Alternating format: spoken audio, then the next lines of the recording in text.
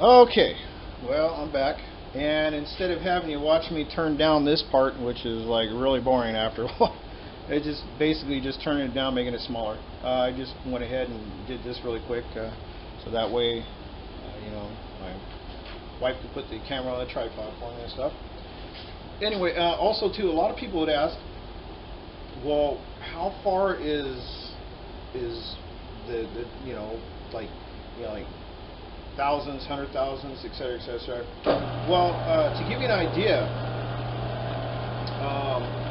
where someone might do something like on a Dremel or something, here is let's see, this is about 3,000s. You can see it's pretty thin.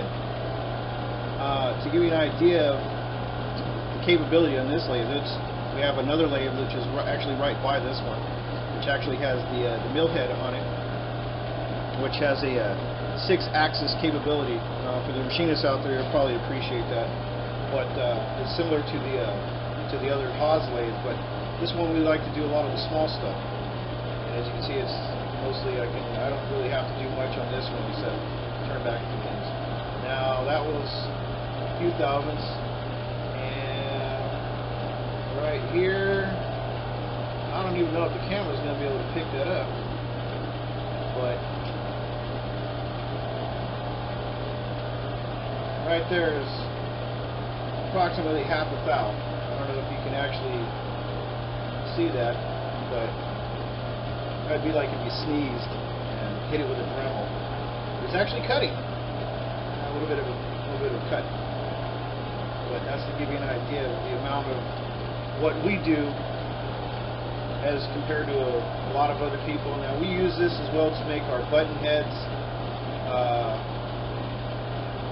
countless amount of things that we do on this particular one. And let's see, today we need to get it about 14 and a half, or actually 13.8. Well, it depends on the insert of the. Let's see, I got 14. I'll turn it down a little bit more. You always want to go a little bit at a time.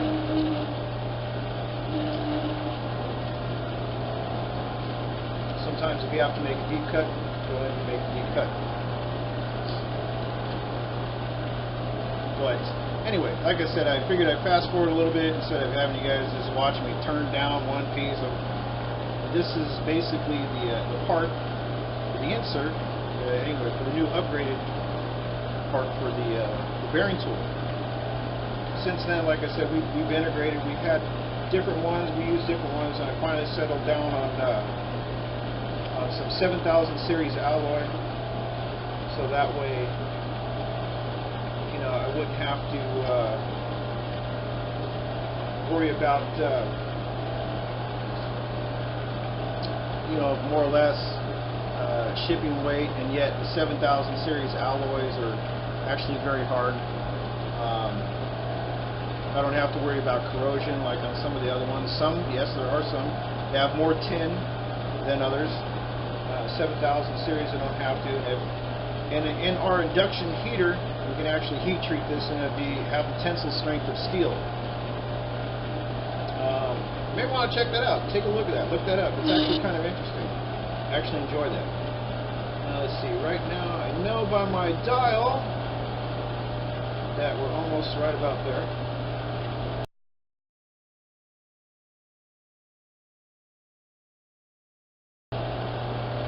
So reset that. Hit the button. Good to go. Like I said, this particular one it's only a semi-manual because I still have to change the tools, and sometimes we still have to stop and actually move something. But all in all, oh, no, look at that.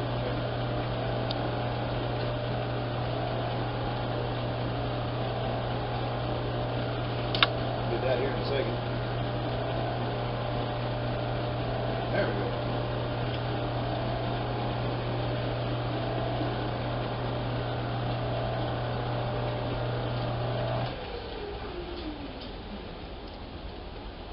I know I'm really close, but I always want to double check.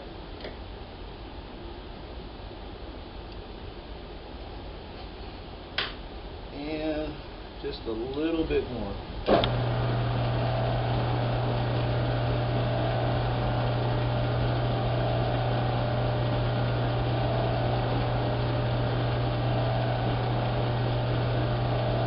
Let's see. Should be about right there.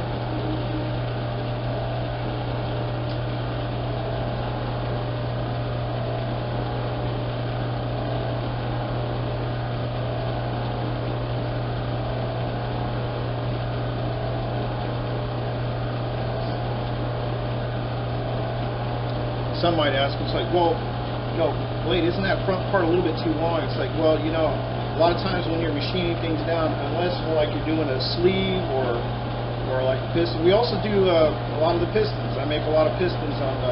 I use the 6-axis one, but we'll do rough cuts on a lot of the pistons a lot of times with these. But a lot of times, it's like, well, isn't that long? Isn't that kind of, well, you rather have too much than not enough, because you can't add on to it. So you always give yourself a little bit of room. I end up having to cut about a 1/4 inch off that anyway. So since we're done with that, let's change out our tool. This is one of the facing tools. We need to come in and we have to build a relief for the bearing.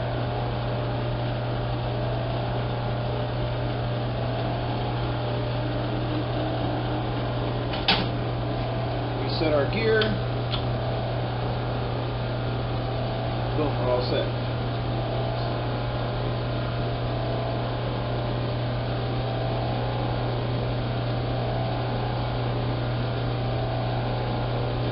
So the other one, along with the attachment we have for these ones, we do it in a matter of like a couple minutes. We have the capability of an X, Y, and a Z axis, along with two more axes so that way it spins both ways. This one has that same capability, but I'm just showing you the like I said, a semi-manual one. Let's build that relief for that bearing now. That's the only time I have to turn. Got to move something around.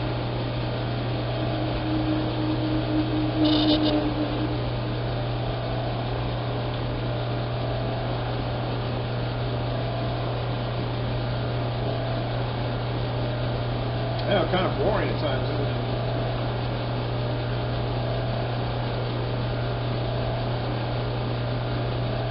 But let's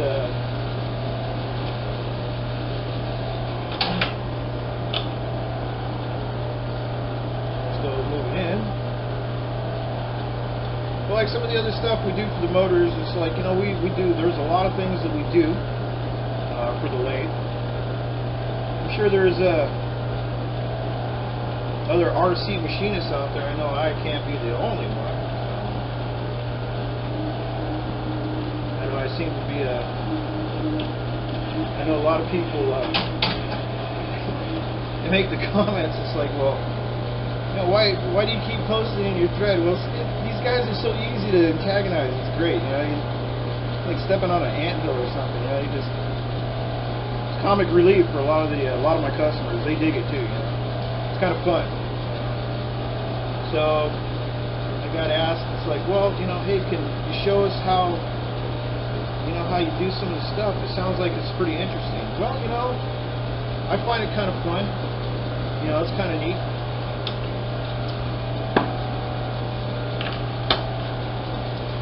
Yeah, let's see. I don't know about. If I didn't spend so much talking, that'd be about 20 minutes.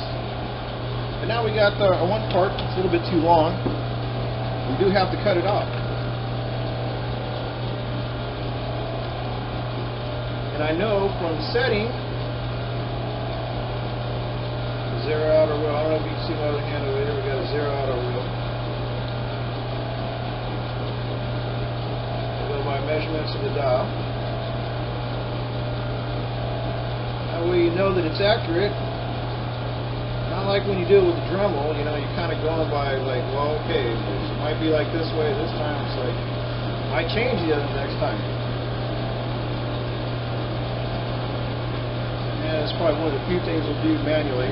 Sometimes it's a small part. I actually get to turn a valve. Woohoo!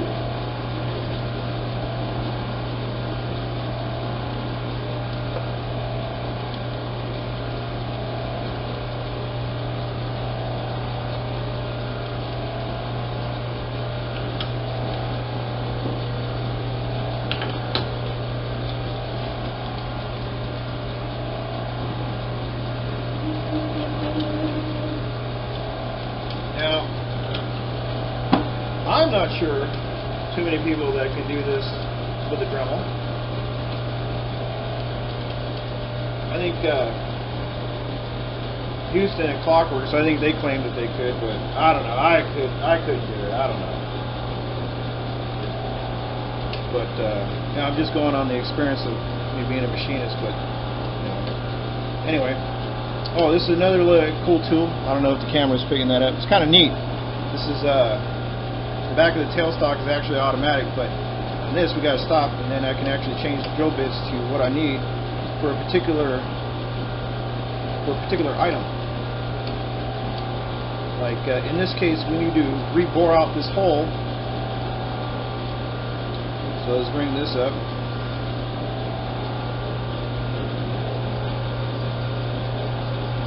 As part of relief for the inside, and you can see where it takes care of that. Hit that button, stop that.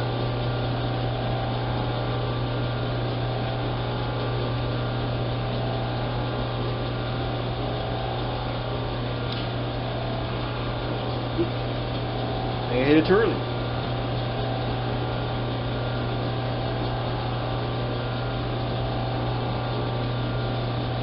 Button back over there.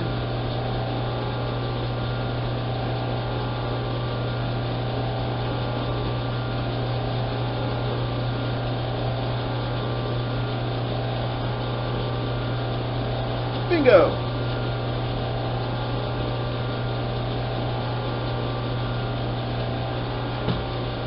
Now I have that same head to be able to float. And what it is,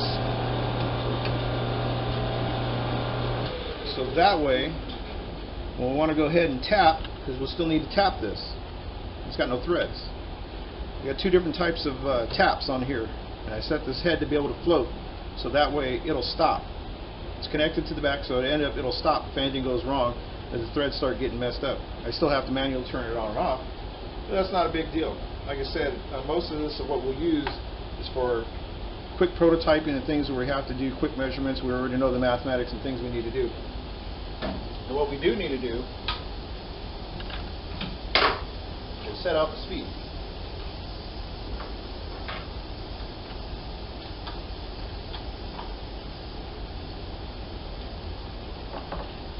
We have a variable speed on it, but we do have to change out the belts to go from 0 to 40, from 40 to 150, from 150 to 500, etc., etc., etc.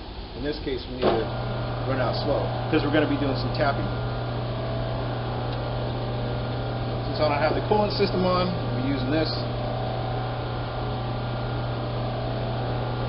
Again, the head is floating. Let's move this in a little bit more. You get an idea.